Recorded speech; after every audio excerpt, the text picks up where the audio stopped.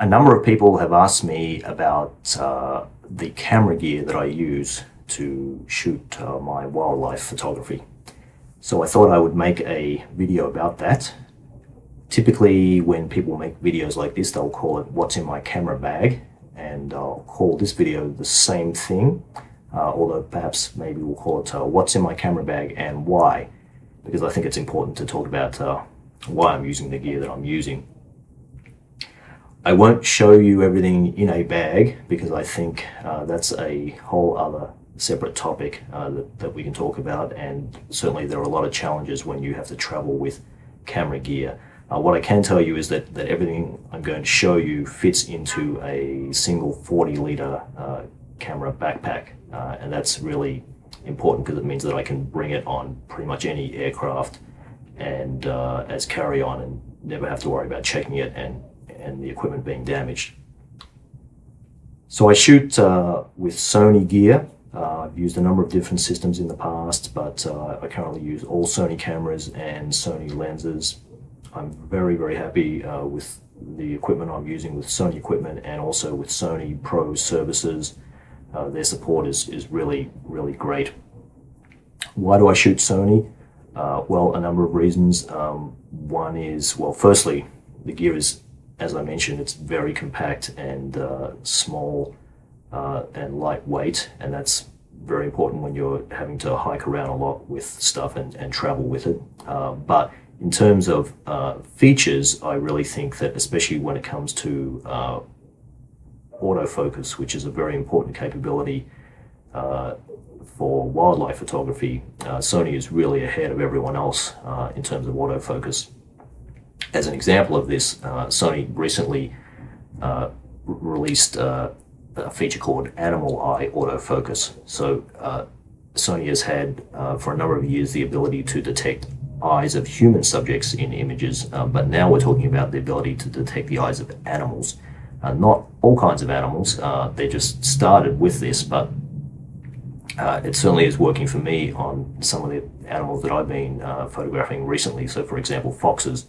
I've been photographing foxes, and the cameras have been able to detect the eyes of adult foxes as well as fox kits, and that's great. It saves you a lot of time when you're shooting, especially with a moving subject.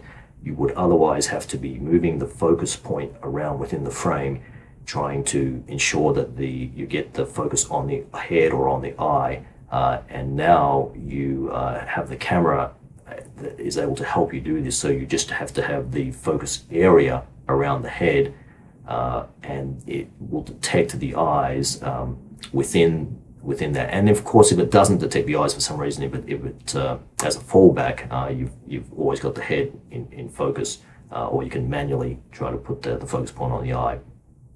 But especially if you have a subject that's very small, like a fox kit, and the eye is very small, it's sometimes hard to get the focus point right on the eye. So the Animal Eye autofocus is fantastic, and they have released it in most of the cameras through firmware updates, which is fantastic, right? So they didn't require people to buy new cameras to get this capability. They released it in a firmware update. So autofocus is one thing. The other thing is speed. I find, especially when you're talking about wildlife that is moving fast, speed is everything. Being able to acquire focus quickly, being able to get lots of shots is really important. So let's talk about the cameras and the lenses and other equipment. I have 3 cameras that I use in the field, typically 2 full-frame cameras, 1 crop sensor camera. The 2 full-frame cameras are the Sony A9, this camera right here, and this thing is a beast. What's great about the A9 is that it's very fast on acquiring focus and on tracking subjects. If you have something like a bird, for example, it's very good. I actually don't use the tracking a lot, and I don't do a lot of bird photography, but I know some people who really love the tracking features of the A9. What's great about the A9 is not just the speed of the focus, but the speed of the shooting. So it can shoot up to 20 frames a second. And when paired with the right lens, the lens can focus 20 frames a second too. So obviously 20 frames of which only 10 of them are in focus is not very useful, but it can actually track and focus and get 20 frames in focus, sharp and in focus, and that's fantastic. The other thing is that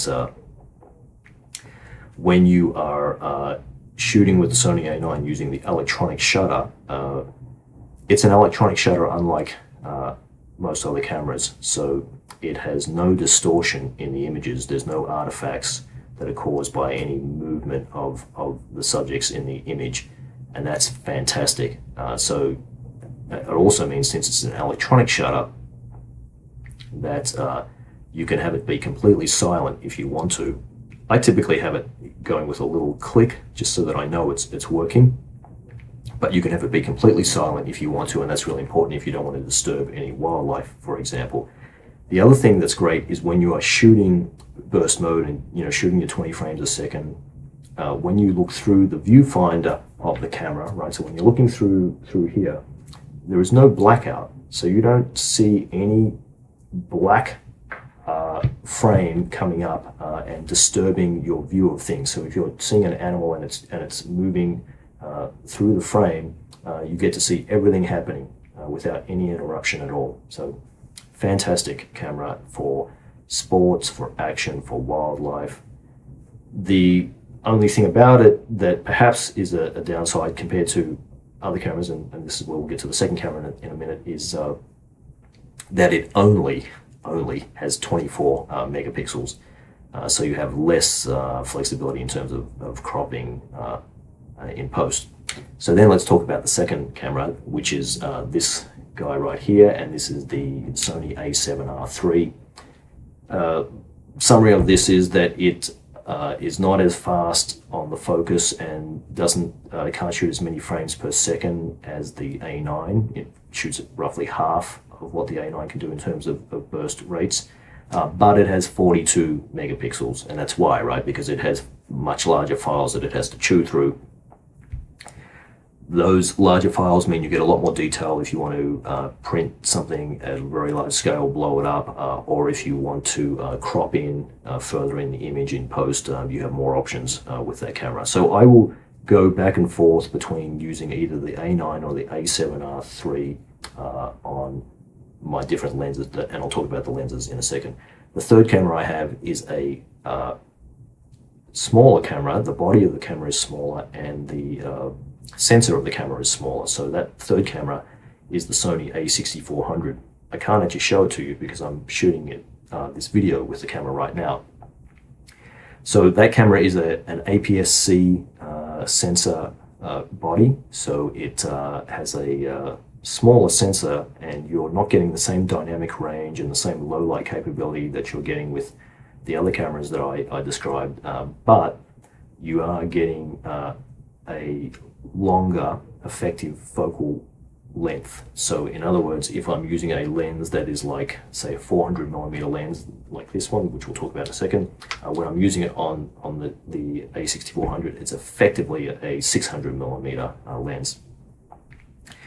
Some other reasons why I have that camera are that it has a flip-up screen on the back that I can use for vlogging, and that's what I'm doing right now. And the camera is also pretty fast. It has a processor in it that's either the same as or similar to the one that's in the A9. So it's very fast on the focus, and it just also allows me to have a third camera, which, especially because of the way I shoot, is helpful to have without having a whole other full frame camera there. So it's not as large as the two full frame cameras. Now, the downside of that camera is, apart from the small sensor, is it doesn't have as many physical controls on the body. So I typically shoot manual exposure. It means that I'm constantly adjusting the shutter speed and the aperture and the ISO to get the right exposure. And I can do all of that very quickly with dials for each one of those settings on the A7R3 and the A9. I also have on the back of those cameras a little joystick that allows me to move the focus point around the frame so I can ensure that the head or the eyes are in focus. The A6400 does not have 3 dials, it only has 2 dials. So if I want to change the ISO, for example, I have to do an extra button click and go into a quick menu to change the ISO. If I want to move the focus point, I also have to do an extra button click as well. So the ergonomics are not as good as the other 2 cameras. So I don't use it as much. I'll put it on one of the lenses if, for example, I want to get more reach, get further in, zoom further in. And it's also just good to have a 3rd camera, because I typically have, as I'll talk about in a second, I have a long lens, I have a medium lens, and then I have a wider lens. And you never know what's going to happen. Typically, you see the wildlife and you know that they're there, but maybe you get surprised and something comes really close, and then you've got to grab another camera and quickly take that shot. So let's talk about lenses. The first thing, as we go through this, you'll find out I don't actually have any zoom lenses. I used to shoot a lot with the 100 to 400 zoom. I don't have one anymore. I do have a 70 to 200 zoom still, but I don't take it out in the field anymore for wildlife photography. So I'm just shooting with prime lenses. And let's talk about the prime lenses that I have. So this one here is the Sony 400mm f2.8 lens. It's a fantastic lens, super sharp. The focusing capabilities of this lens are impressive. It has very fast motors in the lens, so it can focus and refocus up to 20 frames a second when paired with the Sony A9. It has drop-in filters at the front of the lens here, so you can pull the filter out here and put like a polarizer filter in there. That is obviously the main lens that I use, especially given that most of the wildlife is far away. However, when things come closer, I will reach for this lens, which is a 135mm lens. This is the Sony 135 f1.8, super sharp lens, also very fast, has similar focusing motors to the ones that are in the 400mm lens. And then thirdly, the third lens is a 24mm, Sony 24mm f1.4 lens. It's actually the lens I'm shooting this video on right now. When it's on a A6400, like it is now, it's effectively a 35mm lens. And that lens is also fantastic, beautifully sharp. And obviously, all of these lenses being prime lenses, and I've selected them for a number of reasons, one of which is the large apertures. So I've got f2.8 on the 400, I've got f1.8 on the 135, I've got f1.4 on the 24. That means that I can get really clean images without having to push the ISO. If I'm in the field and I don't have a lot of light, especially if it's early in the morning or late in the evening, I can make the most of what I have. I also will sometimes have a 4th, maybe a 5th lens with me as well. I might take the Sony 85mm f1.8, which is obviously between the 24 and the 135 somewhere in terms of focal length. The other lens that I'll use sometimes, especially if I think I'm going to be doing a lot of landscape photography, is the Zeiss Leuxia 21mm lens. That is a beautiful lens, beautiful rendering, also very sharp. I love it for landscapes, and so sometimes I'll take that with me. And both of those, the 85 and the Leuxia 21, are also very small and compact. So that's it in terms of cameras and lenses. And then let's wrap up by talking about a few other little very important pieces of equipment. These are teleconverters. So one of these is the Sony 1.4 teleconverter. The other one is the 2x teleconverter. And these are used on the 400mm lens. You can only use them on the 400. You can use them on other lenses like the Sony 100 to 400 zoom or the 70 to 200 zoom, but obviously I'm not using those. But when you use these, put them between the lens and the camera, you're effectively zooming in closer. Now obviously there's a cost to that, and that is that you lose a stop of light.